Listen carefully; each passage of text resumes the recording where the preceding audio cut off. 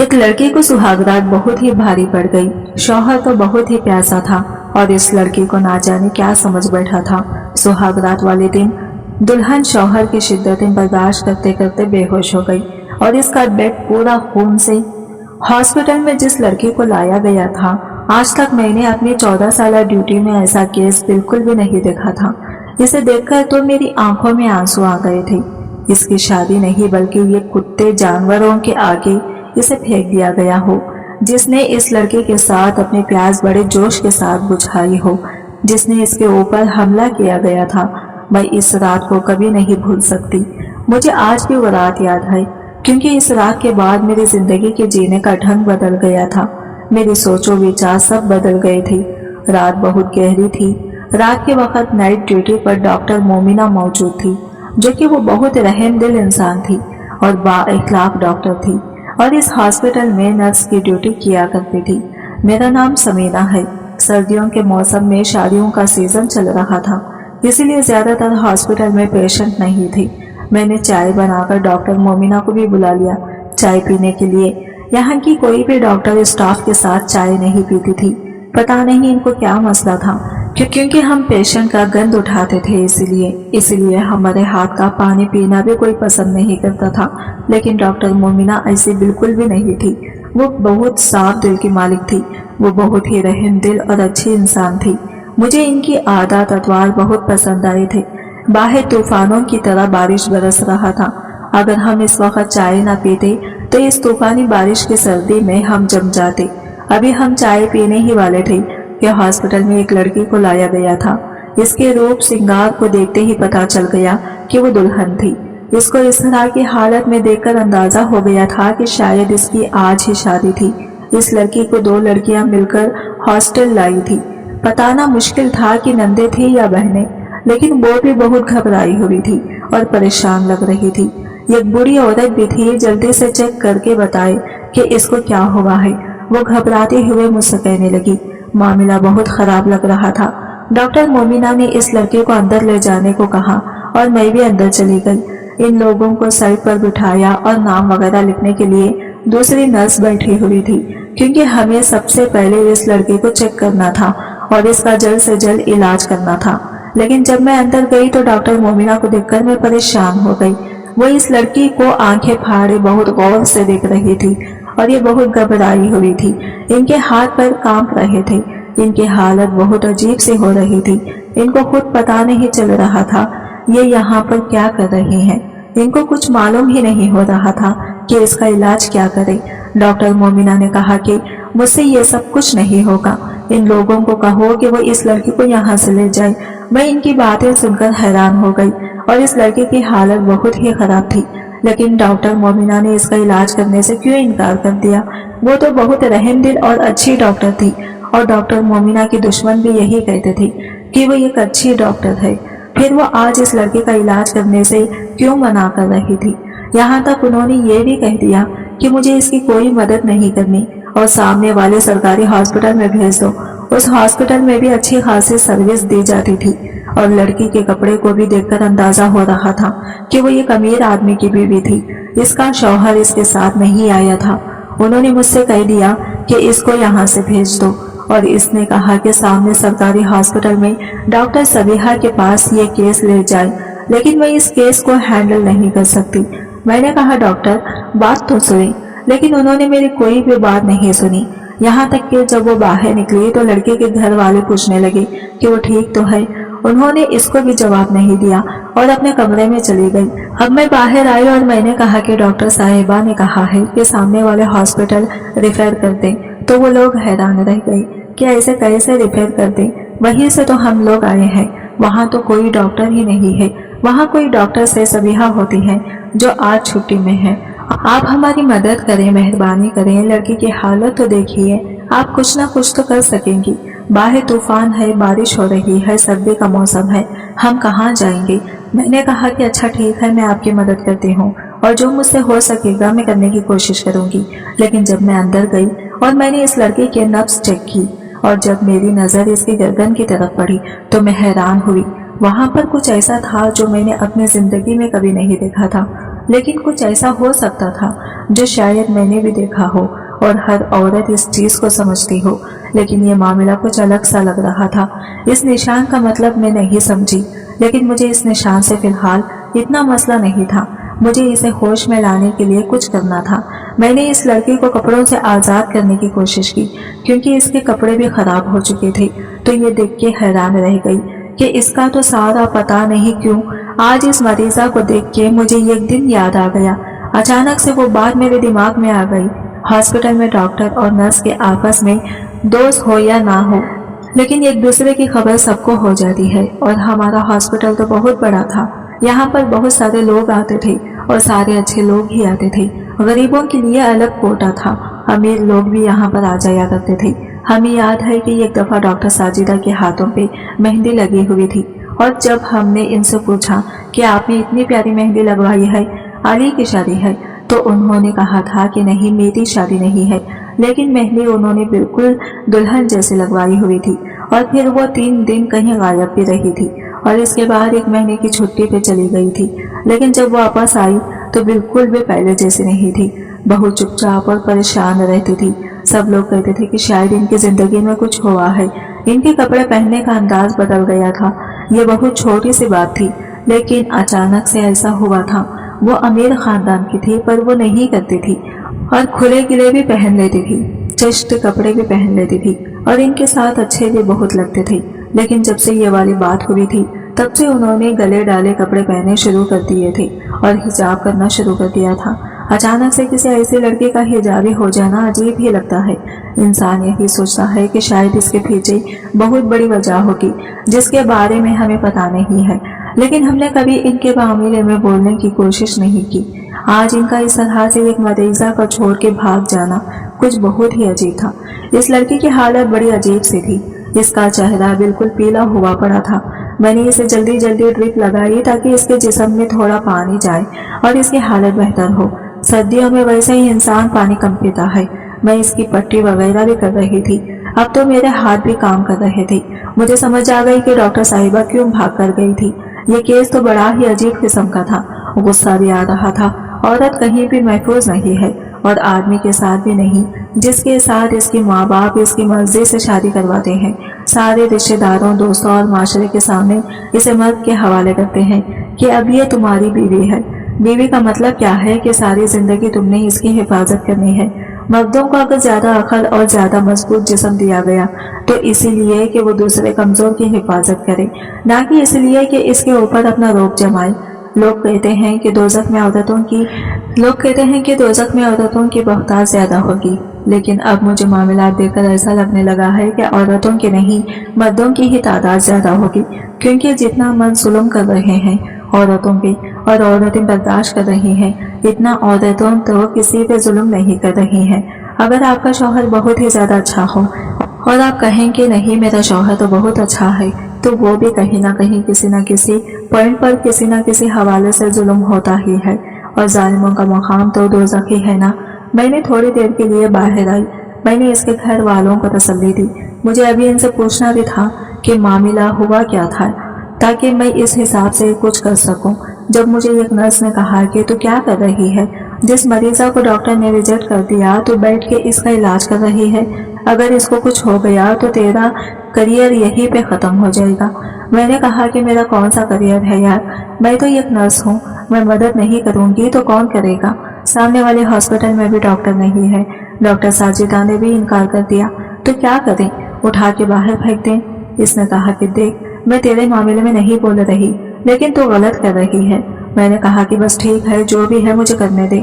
میں ان لوگوں کے پاس گئی اور میں نے کہا کہ یہ کیا معاملہ ہے، آپ لوگ تو شکل سے پڑھے لکھے لگتے ہیں، اگر لڑکی کی مرضی نہیں تھی یا لڑکا اس طرح کا تھا تو آپ کو پہلے دیکھنا چاہیے تھا، اب آپ اٹھا کر یہاں لے آئے ہیں۔ حالت اس کی بڑی بری ہے، اگر کچھ ہو گیا تو ہاسپٹل کا نام خراب ہوگا، اور میرا بھی۔ آپ لوگوں کو نہیں پتا آپ نے مجھے کتنی بڑی مشکل میں ڈال دیا ہے۔ اس میں سے ایک لڑکی آگے بڑھی اور اس نے کہا کہ میں نے تو پہلے ہی ان کو کہا تھا، لیکن انہوں نے میری بات نہیں مانی۔ دوسری لڑکی نے اس کو چپ کروا دیا۔ میں نے کہا کہ اب اس کو کیوں چپ کرا رہی ہو، مجھے بتاؤ تو ہوا کیا ہے۔ وہ کہنے لگی کہ اس لڑکی کا نام غزالہ ہے، وہ نارمل نہیں تھی۔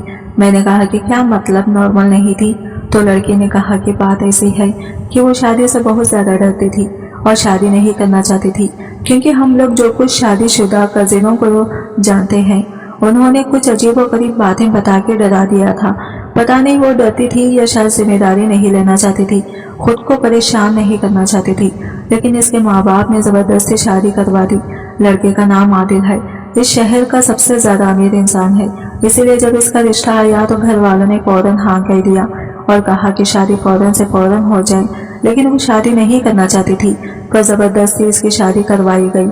इसने कहा था कि मैं कभी भी इस शादी को दिल से कबूल नहीं करूंगी, लेकिन ऐसी बात नहीं थी कि हमें इसकी इन हरकतों के बारे में पता नहीं था। हम लोगों ने लड़के वालों से बात की थी कि लड़की थोड़ी सी मासूम है, तो मैंने कहा था कि हमारा बेटा बहुत अच्छा है, बहुत अच्छा इंसान है, सब कुछ ठीक हो जाएगा।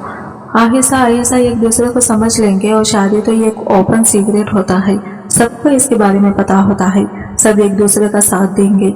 लेकिन अब आपके सामने है सब कुछ। अब ये तो हमें नहीं पता कि बाकी के मामलात क्या है, लेकिन इसका शौहर बहुत ही ज़्यादा गुस्से वाला है और वो भी रास्ते में था, हो सकता है अभी यहाँ पर पहुँच जाए। मैंने कहा कि अब इसका यहाँ पे क्या काम है, वो यहाँ पर आकर क्या करेगा। अगर मेरे सामने आया तो मैं तो इसे 2-4 बातें सुना दूंगी, क्योंकि मुझे तो वैसे ही इन मर्दों पे गुस्सा आता था। यहाँ पर इस तरह के बहुत से मामलात देखने को मिलते थे। औरत अंदर तकलीफ में होती थी, मर्द बाहर सो रहा होता था।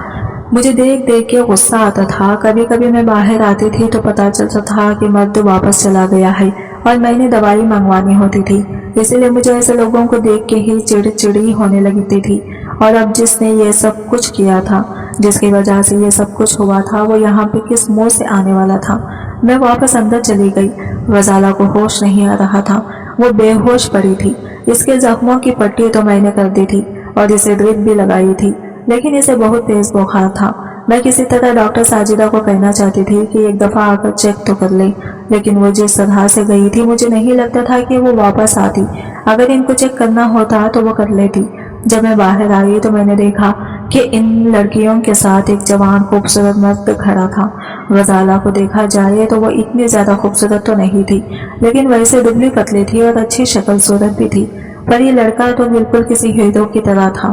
कहीं इसी वजह से इसने इस लड़की पर जुल्म तो नहीं किया कि मैं बहुत ज़्यादा खूबसूरत और जवान मर्द हूँ। इसे अपने ऊपर बहुत गुरूर था। इसका कद 6 फुट से भी ऊपर था, लेकिन फिर भी बुरा नहीं लग रहा था। बहुत ही ज़्यादा हैंडसम और खूबसूरत था। जब मैं वहाँ पर गई तो वो मेरी तरफ बढ़ा और मैं थोड़ा सा घबरा भी गई। इसने कहा कि कहाँ है मेरी बीवी। मैंने कहा कि वो जहाँ भी, आप इससे अभी नहीं मिल सकते। आपको नहीं पता ये औरतों का हॉस्पिटल है। इसने घर के ऊपर, मैं इसे मिलना चाहता हूँ, जितने पैसे चाहिए मैं देने को तैयार हूँ। मैंने कहा कि हर चीज़ पैसे से नहीं खरीदी जाती है जनाब। जिस जगह पर आपकी बीवी को रखा गया वहाँ पर और औरतें भी हैं। हम बाकी औरतों का पर्दा आपकी वजह से तो खराब नहीं करवा सकते हैं। इसने कहा कि आपने क्यों ऐसी जगह पे मेरी बीवी को रखा है, इसे आप लोग रूम में क्यों नहीं शिफ्ट करते। मैंने कहा कि अभी वो रूम में शिफ्ट करने के काबिल नहीं है, इसीलिए वो वार्ड में है। वहाँ पर इसकी ज़्यादा अच्छी देखभाल हो जाएगी, क्योंकि आते जाते हर कोई इसको देख सकता है। अगर रूम में रख देंगे तो हर टाइम तो नहीं हम लोग रूम में खड़े रह सकते, फिर आप लोगों का आना जाना शुरू हो जाएगा। दिल तो मेरा कर रहा था कि बोल दो, बड़ा आया तो फिक्र करने वाला। मेरी बीवी कहाँ है, मेरी बीवी किधर है। अब तुझे अपनी बीवी की बड़ी फिक्र हो रही है। अगर मैं वहाँ और खड़ी रहती तो मेरे मुंह से कोई ना कोई बात निकल ही जाती, इसलिए मैं वहाँ से चली गई। मुझे मेरे दोस्त ने कहा कि अब इसका शौहर भी आ गया है और ये वाकई बड़ा अमीर आदमी है, इसके घर की कहानी है। अब तो ये बात मान के इस मामले से निकल जा, क्योंकि अगर इस लड़की को कुछ हो गया तो सारा मलबा तेरे ऊपर आ जाएगा।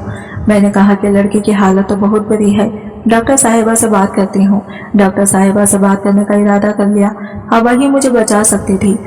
मैं वाकई फंस गई थी। मुझे लगा था कि बस थोड़ी बहुत दवाई ले गई तो ठीक हो जाएगी, लेकिन ये लड़की होश में नहीं आ रही थी और इसका बंदा बाहर खड़ा होकर पता नहीं किस किस को फोन कर रहा था, कैसे कैसे लोगों को बुला रहा था कि मेरे मरीज को आके देख लें, मेरी बीवी है, इसकी हालत नहीं ठीक है, हॉस्पिटल वालों के पास हैं, इधर आ जाएं।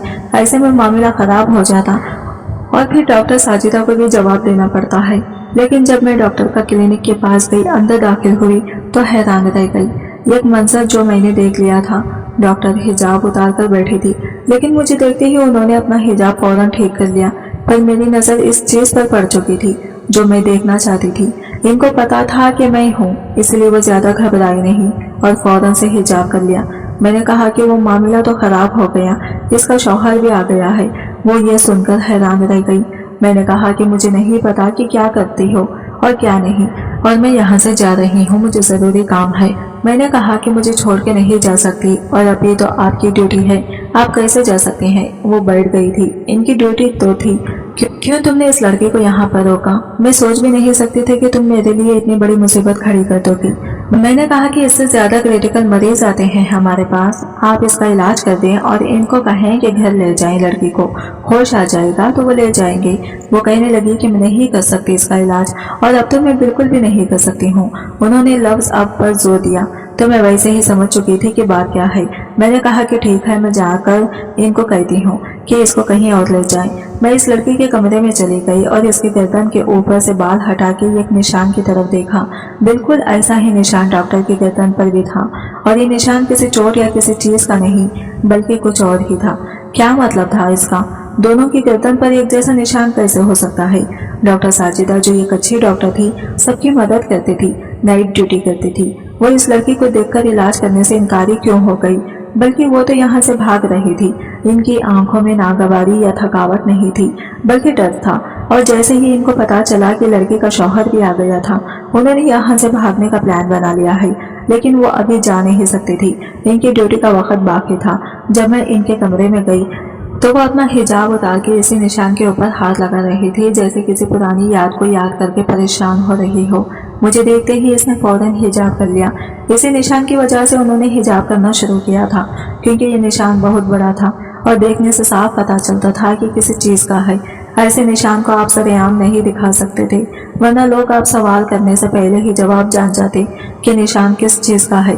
इसीलिए शायद इसने हिजाब करना शुरू किया था, सिर्फ इस निशान को छुपाने के लिए, और कोई दूसरा मकसद नहीं था। इनके हिजाब का सिर्फ यही मकसद था। लेकिन अब मैं क्या करती?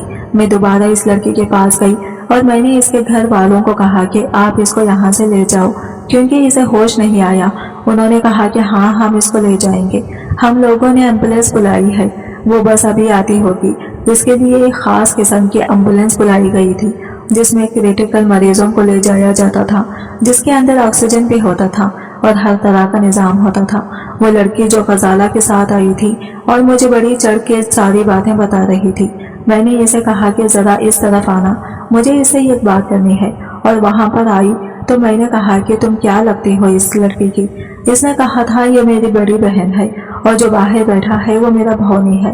मैंने कहा कि क्या तुम्हारे भौनी की पहले शादी हो चुकी है? तो वो मुझे हैरान होकर देखने लगी और सोचने लगी कि मैं ऐसा सवाल क्यों कर रही हूँ।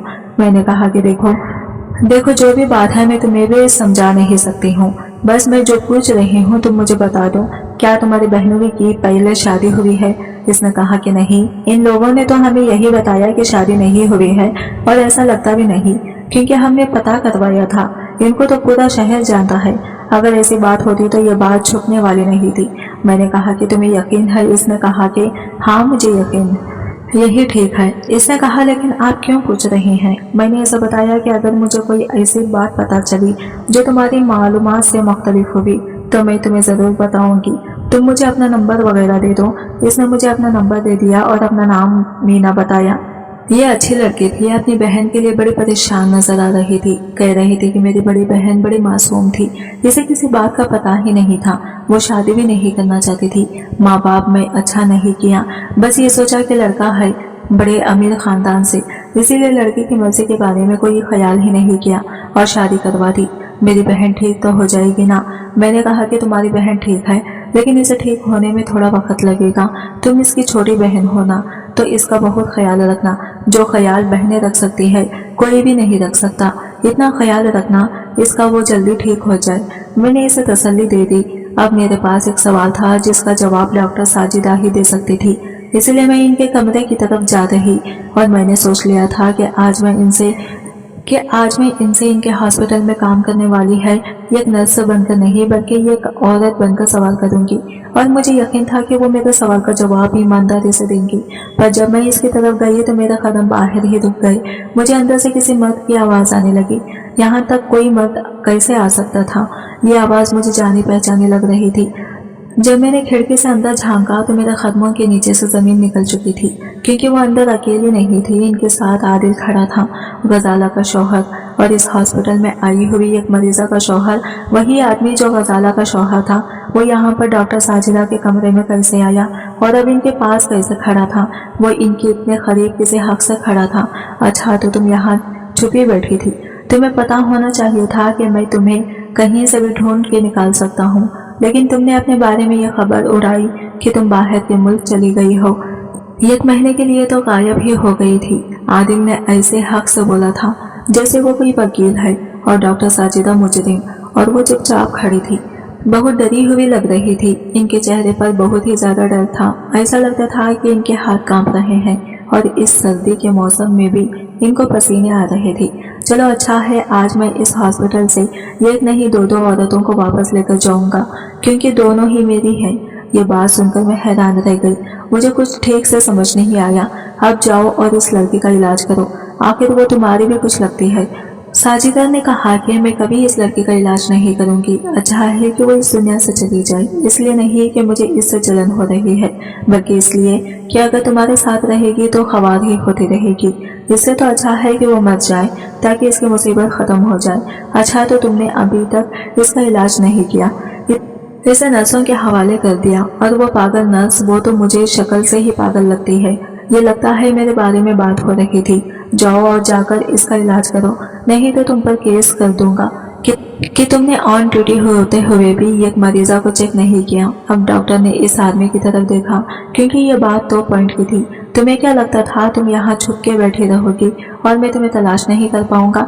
डॉक्टर ने कहा कि इस दिन वहां से भाग जाने के बजाय मुझे तुम्हें इस दुनिया से भेज देना चाहिए था, नहीं तो आज किसी की बेटी इस हालत में ना पड़ी होती। ये मेरी गलती थी, मेरी वजह से वो लड़की इस मुकाम पर पहुंची है। तुमने इतनी जल्दी दूसरी लड़की तलाश करके इसके साथ शादी भी कर ली। हाँ, जाहिर है अकेले तो रह नहीं सकता था ना तुम। अब मुझे इनकी बातें कुछ कुछ समझ आ रही थी। इसने कहा कि जाओ और जाकर इसको देखो, ज्यादा बातें नहीं करो, और मेरी तरफ क्यों नहीं देख रही हो? ये वही शक्ल है जिसके पीछे तुम पागल हो गई थी, और 1 हफ्ते में तुमने शादी करने का इरादा कर लिया था। डॉक्टर ने कहा कि हाँ, मेरा दिमाग खराब हो गया था। कभी कभी इंसान के अकल पे पत्थर पड़ जाते हैं।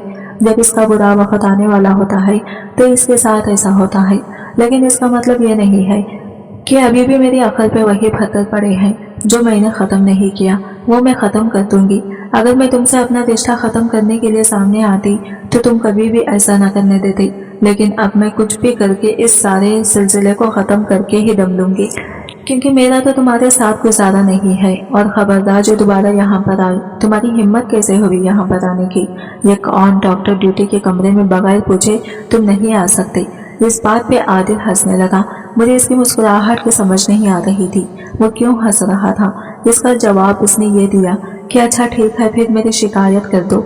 लेकिन क्या शिकायत करोगी तुम? कि मैं अपनी ड्यूटी पर थी, रात का वक्त था, अकेली खड़ी थी, बहुत ज्यादा खूबसूरत लग रही थी, बाहर बारिश हो रही थी और मेरा शौहर मेरे कमरे में आ गया।